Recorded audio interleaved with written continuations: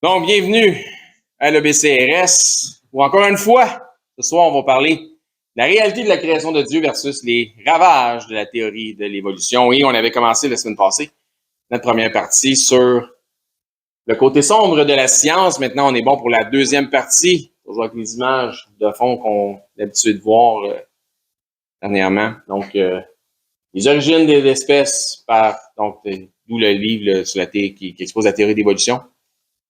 Charles Darwin, qui a engendré l'eugénisme et qui nous a menés éventuellement dans l'histoire jusqu'à Auschwitz. Quels sont les objectifs de toute cette histoire? Donc, à ce point, notre étude devrait être à même de discerner les objectifs de l'esprit derrière toute cette propagande évolutionniste. Vous en avez vu pas mal, ça devrait être pas pire. La théorie de l'évolution des espèces par la sélection naturelle s'étant étendue des animaux aux hommes.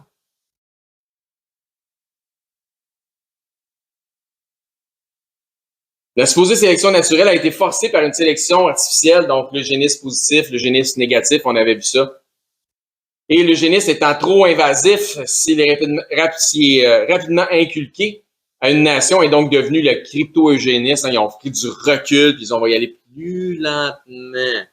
On ne le poussera pas de ça dans la gorge tout shot, parce que ça fait trop de ravages, mais on va le faire accepter petit à petit les mêmes philosophies que nous autres, puis ils vont embarquer dedans, puis on va se servir d'eux autres. Donc, éventuellement, c'est comme ça que ça se développe. Maintenant, c'est bien caché sous un nouveau terme, ça s'appelle la biologie sociale, aidée par une propagande médiatique et parfois même artistique. Vous vous souvenez, on avait parlé de l'UNESCO, qui chapeautait un petit peu toutes ces voies-là.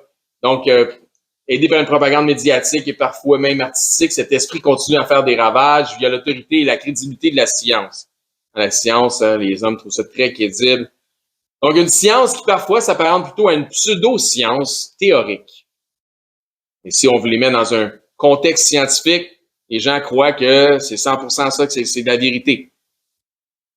Donc, science, contexte scientifique, spécialiste, expert et sarrau blanc. À travers tout ça, c'est de même qu'on convainc les gens. Encore une fois, quels sont les objectifs de l'esprit maléfique que possède cette gigantesque bête? Éliminer les faiblesses génétiques, autant physiques, intellectuelles que comportementales.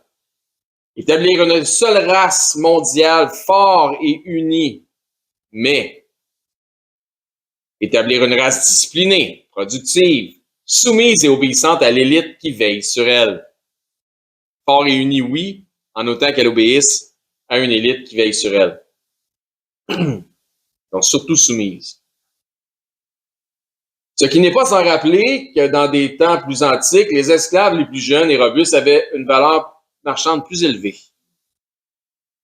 Dans un ordre futuriste, les objectifs eugéniques nous relancent vers aussi l'image des théories conspirationnistes du nouvel ordre mondial, donc le New World Order. Dans les psaumes, au psaume 2, ça nous dit « Pourquoi ce tumulte parmi les nations, ces vaines pensées parmi les peuples? Pourquoi les rois de la terre se soulèvent-ils et les princes se liguent-ils avec eux contre l'Éternel et contre son oint? » Le oint étant Jésus-Christ. Et on va terminer justement toutes ces présentations ce soir en lisant le psaume 2 complet. Ça va faire énormément de sens. On va y revenir. Donc, je parle ici de la théorie du complot du New World Order. Cette théorie du complot allègue un projet de domination planétaire par des régimes totalitaires. Ésaïe chapitre 8, verset 12. N'appelez pas à conjuration tout ce que ce peuple appelle conjuration. Ne craignez pas ce qu'il craint, ne soyez pas effrayés. C'est l'Éternel des armées que vous devez sanctifier. C'est lui que vous devez craindre et redouter. Donc, moi, les théories de conspiration, j'y prends avec un grain de sel. Les événements du monde seraient ainsi orchestrés par un groupe d'individus agissant dans l'ombre, porteurs d'un projet totalitaire de longue date. Donc, façon de voir au-delà des théories. Des groupes réels, sociétés secrètes ou du monde des affaires sont désignés comme étant le cerveau derrière ce vaste projet secret de contrôle du monde. Il s'agirait d'organisations et de fondations élitistes internationales. Je parle toujours de la théorie de conspirationniste du New World Order. suis en train d'exposer mes opinions. Là. Je pense que vous me suivez. Là. ONU, UNESCO, donc World Health Organization, donc l'Organisation mondiale de la santé.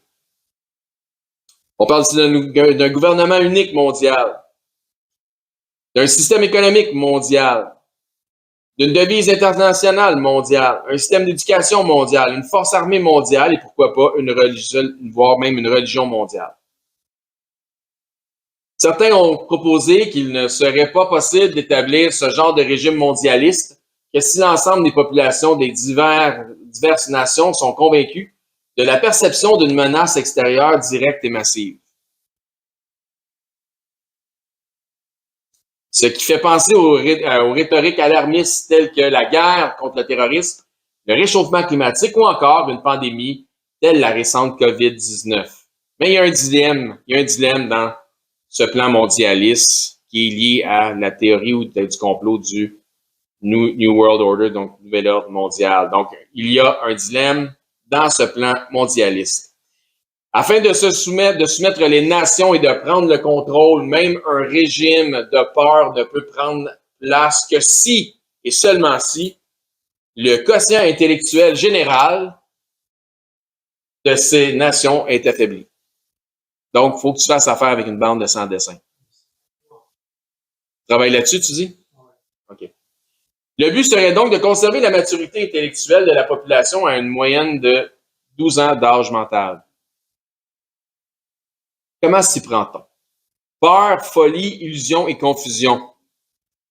Le mouvement libéral woke, donc les wokistes, porte allégeance aux idées progressistes et désigne généralement un mouvement souvent centré sur la défense des droits de groupes minoritaires et porté par des courants universitaires comme le cancel culture et la critical race theory, donc la théorie critique de la race, qui vise à promouvoir la justice sociale. Donc on voit ici Superman qui maintenant, c'est un super-héros, mais pas assez héros pour combattre les troubles climatiques. Donc, il fait son woke en faisant une parade dans une manifestation. Et c'est dans cette bande dessinée-là où il embrasse un garçon. Et on va canceller Pepe Le Pew, qui a été là depuis 1945 à 2021 parce qu'il était trop invasif avec les chats ou les chats. Donc, Ecclésiaste 7.16, vous pouvez prendre la note, nous fait comprendre que de chercher la justice à l'excès mène vers la destruction. C'est pas une bonne chose de chercher la justice à l'excès. L'expression capitalisme éveillé, woke capitalism, a été inventée pour décrire les entreprises qui expriment leur soutien à ces causes, telles les mouvements dérivés du LGBTQIA2S+. Exactement. Le problème, c'est que dans toute cette confusion, non seulement le QI de certaines personnes s'abaisse et se maintient à une valeur de 12 ans d'âge mental, mais aussi leur maturité émotionnelle. C'est pas juste le mental, c'est les émotions, ça broye pour rien, ça chiale pour rien. C'est toujours victime. Donc, c'est immature. Donc, si tu gardes le monde dans une mentalité d'âge mental de 12 ans, ils vont rester immatures. Confusion, quand la Bible nous dit qu'en Jésus-Christ, il n'y a plus de confusion. L'humanisme engendre le féministe. Le féministe demande l'égalité au détriment d'une équité. L'égalité engendre le transgenrisme. Non, pas. Par l'égalité des hommes biologiques qui règnent maintenant dans les sphères qui appartiennent aux femmes. Concours de beauté, sport féminin. Ces mouvements égalitaristes engendrent le socialisme. Ben, le socialisme engendre le communisme, mouvement dans lequel les hommes prennent le pouvoir et la femme devient un être de second rang social. Toute beauté, hein? C'est ça, c'est un cercle. C'est bien défini. C'est vraiment ça, là. C'est ça qui se passe, là. C'est de même que ça finit tout le temps, là. Un mouvement cherche maintenant à influencer une tolérance et une reconnaissance sociale pour ceux qui s'identifient comme étant pédo-amoureux. Donc, question, comment créer la confusion? Influencer et rendre normal ce qui est moralement anormal. Pourquoi tu veux rendre normal ce qui est... Il faut normaliser les choses, donc tu es en train d'avouer que c'est anormal. Mais pourquoi faut aller jusque-là? On ne peut pas juste garder anormal ce qui est anormal. Ah, terrible. Genèse, chapitre 19, verset 4. Il n'était pas encore couché que les gens de la ville, les gens de Sodome, entourèrent la maison depuis les enfants jusqu'aux vieillards. Toute la population était accourue. Qui ça? Les enfants jusqu'aux vieillards. On veut rendre normal ce qui était normal. Ils appelèrent Lot et lui dirent, où sont les hommes? Qui ça, les enfants jusqu'aux vieillards? Où sont les hommes qui sont entrés chez toi cette nuit? Fais-les sortir vers nous pour que nous les connaissions. Et c'est pas juste faire connaissance, là. Confusion, confusion, confusion. L'union des nations par une idéologie élitiste via un contrôle absolu est un affront contre Dieu, Jésus-Christ et les saintes Écritures. Psaume 2, lisons-le ensemble.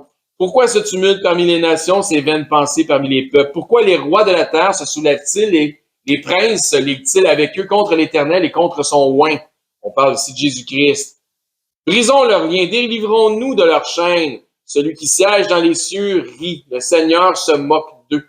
Puis il leur parle dans sa colère et les épouvante dans sa fureur.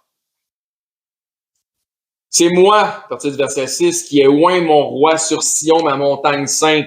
Je publierai le décret. L'Éternel m'a dit, tu es mon fils, je t'ai engendré aujourd'hui. Demande-moi et je te donnerai les nations pour héritage, les extrémités de la terre pour possession. Tu les briseras avec une verge de fer, tu les briseras comme le vase d'un potier.